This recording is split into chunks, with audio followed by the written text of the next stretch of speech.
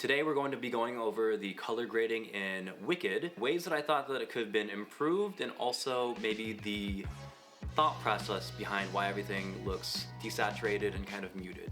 In an interview, the director of the movie said that he wanted the entire movie to have less contrast and less saturation because he wanted to feel like the world of Oz was being affected and the life was being pulled out of it by what the wizard was doing to the land. Then, as the movie would continue and into part 2, and hopefully we see the fruition of this, but the land would then start to get more contrast and more saturation as Elphaba is affecting what is going on in the land of Oz. I read this article on Screen Rant, and the movie is supposed to become more vibrant over time. I didn't really see that happening with the first film, so hopefully we get to see that more in the second film. I think that this concept for slowly increasing the vibrance of the film as time goes on is a really interesting idea from a color perspective. I think it's a big risk to take, especially when you've invested so much money into a project, but at the same time, I can't help but applaud them for their effort, even if it was a divisive choice in the making of Wicked. So while I think that it's interesting to desaturate the entire movie in an effect to try and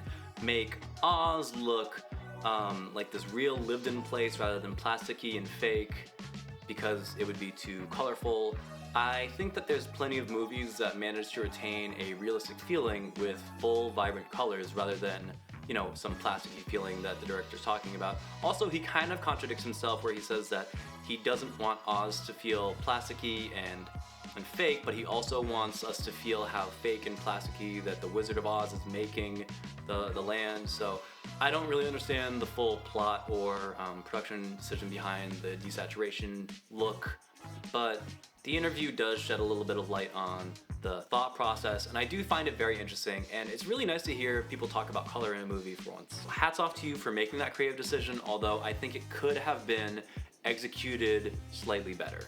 Another thing that happens when you desaturate a video is that you end up looking at not the chroma levels, which is the color, you end up looking at the luma levels, right? Your eye isn't thinking about what does this register on a scope, it's just looking at the detail of the image. And you have a very detailed image in Wicked, so it's a little bit alarming how sharp some of these scenes are. It's realer than real life. If I'm wearing my glasses and watching this movie, it looks sharper than looking at my own hand in a lot of cases. And that digital sharpness that comes from using a digital camera, you can soften with lenses, but they ended up going with very sharp lenses stopped down as well. So you get full sharpness, full detail, and no color. So then you just end up focusing on someone's pores or the details of their eyes or the details of their costume, and while those aren't terrible things to look at, if you're searching for details and you end up looking at this movie and thinking that it looks really sharp, almost to the point of it feeling fake, then doesn't that defeat the purpose of having a lived-in world that's not plasticky and fake? I'm not saying that the movie was shot terribly or anything like that, but I do feel more invested and invited into the world in the saturated grades that people have been posting online and that I adjusted myself. I feel like the colors and the detail combined bring me into the world and help tell this story better than just the details. And that's my thoughts on that. I think I'm done recording. Also, before I forget to record this, I got a really low quality download of the Wicked trailers. So if it's blurry, don't hate me. I don't have access to the raw Wicked files. If I did, I would do a full color breakdown in DaVinci Wide Camera for you guys. That would be awesome. Just bear with the blur on the Wicked trailer. Just look at the colors, not at the detail. So I pulled up a couple scenes on my laptop to go over the color in Wicked. I used the trailer as an example, and luckily, Popular is in that trailer. So you get to see the full, brilliant, warm, beautiful pink that comes in at the end of that song. And I think it's a really great way to round off the number. It's a beautiful, full pink, saturated look, and we only get to see a few seconds of it in the trailer, so I'll just show you kind of the vibe of it right now. You can see it on the screen. I think that this is amazing. This is Glinda. This looks like Glinda. So I think that we're actually missing out by not having this full, invasive, saccharine pink around her the whole time. We have this little glimmer of pink that's on her outfit. We get that pink is supposed to be an important color for her, but this really too sweet, almost saccharine sweet pink is what her whole character exudes. And I think that there is a continuity error, if you want to call it that, because I'm not sure exactly the full plot of how the Wizard of Oz and Elphaba and all the colors supposed to work within the story. I'm not the director of the movie, but if the land of Oz is supposed to become more saturated over time with the presence of the with the presence of the Wicked Witch of the West, then at the end of the movie, when she's vanquished, the end of the Wizard of Oz, does the land then become more desaturated, or does it all happen at once? Or is the world colorful like it was when they created the beautiful Wizard of Oz in Technicolor back in the day? It's kind of unclear, because at the beginning of the movie, it's perhaps the most desaturated and most flat looking for the entire film. I actually did the most amount of work in that first scene with Glinda coming in the bubble. And to me, it felt like that scene was almost in a flat profile or a log profile. There really was a lack of color. You could tell that this scene right here with the Munchkins running through the fields, I added some density and subtractive saturation, which are both techniques used in film rather than digital, to create a warmer, more, full color feeling. So when I gave this scene just a dash of subtractive saturation and density, it really brought out the colors and gave this feeling of Munchkinland being this beautiful place that people frolic and have the songs that they sing in The Wizard of Oz. I probably should have rewatched The Wizard of Oz before making this video. So now to explain subtractive saturation, when you increase saturation normally within your color editor or on your phone, you're increasing the brightness of the colors as well as their saturation. So that normal kind of saturation is called additive saturation. You're adding brightness. So the opposite of that would be subtractive saturation. You're subtracting brightness while adding more saturation. And that ends up doing things like giving you that natural density in its saturation process. So this is where you would get some really nice filmic reds. You do get more vibrant colors without the added brightness. So a lot of modern techniques for saturation involve subtractive saturation, and that's just basically how I approached some of these. I didn't want to make them super bright and super loud. I just wanted to increase the color without increasing the exposure. And that is why I had to explain this, because it's not super intuitive and not everybody is a colorist. I hope I don't sound like a dick. So, I want to unpack a production design problem in The Wizard of Oz, not The Wizard of Oz, in Wicked, that presents itself when trying to do a very dynamic and full color grade. And this same issue appears in Marvel movies. You can actually go to this video that I have right here with the creator's name underneath. I don't remember who it was, but they put me onto this concept of having a bunch of very colorful characters on different sides of the color wheel all clashing and making it harder to have them stick out from their environment. And since the Land of Oz isn't going to be just gray, it's not going to be just like a gray warehouse, you're going to have color in the environment from this beautiful hard work that people did, then the only way to really make everything have the same volume in terms of color would be to desaturate everything.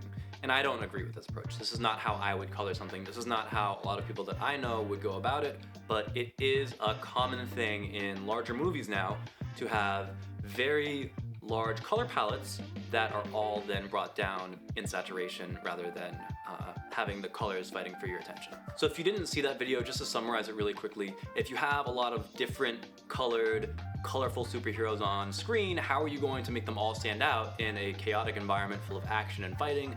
Well, you just put them on a gray background so that their colors kind of stand out against the gray, and then you take away the saturation from the entire background and the entire scene so that everything kind of melts together and it's not too loud. You don't have to have any trouble seeing it as a viewer. I don't agree with this production design decision, but at the same time, you can't argue that it's popular right now. So that doesn't mean it's good, it's just a popular design decision because it is pretty hard to plan and coordinate so many different color palettes.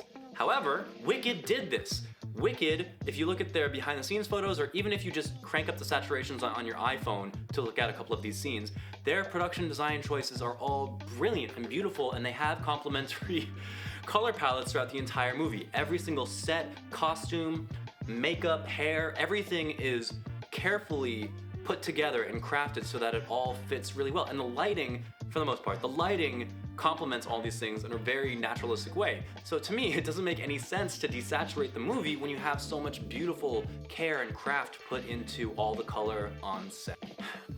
The reason why I find this decision slightly frustrating is actually because the whole point of a couple of the songs are that pink and green actually get along.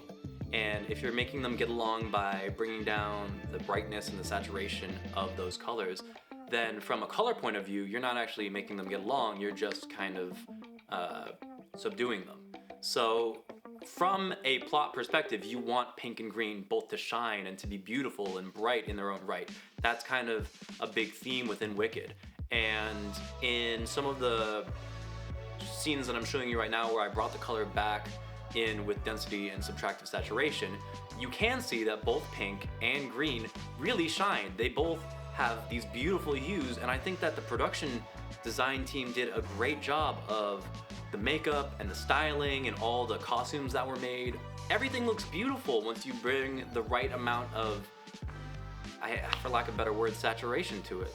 So it is really disappointing for me to see such a flat grade on top of these things, and it does stand out when you have Popular being such a vibrant pink, saccharine pink, sweet song with all those beautiful colors at the end. The end of the movie, you do get Elphaba singing her If You Can Find Me, Look to the Western Sky. The finale number is Defying Gravity. It's in my script. I just totally forgot the name of it when I was recording. You get that number and everything does feel more vibrant, but I compared the charts of the color levels in that scene to the rest of the movie, and it's, you know, pretty consistent. So I added some more juice to that scene as well.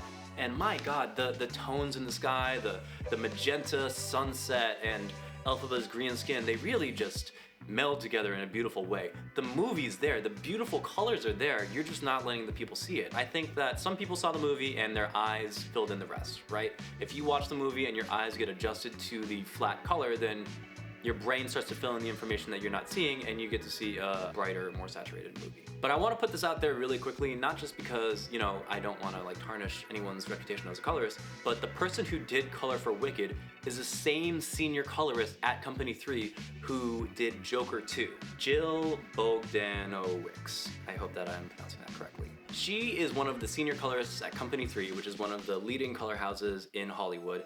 And let's not get it twisted, she knows what she's doing. So this wasn't a fault on the color team side of things, this was a deliberate production choice, whether it was from the director or the production company to desaturate the entire movie. And if you want to talk about saturated, vibrant, dense, filmic colors, Joker 2, not a great movie, but what a beautifully shot and colored movie. Now that is contrast, tons and tons of color contrast in that with the cyans and the oranges and the greens and the skin tones and Lady Gaga's character. I mean, the movie looks beautiful and the grade on that is phenomenal. So this was clearly a creative choice from the production chain, not from the color team. Love the color team.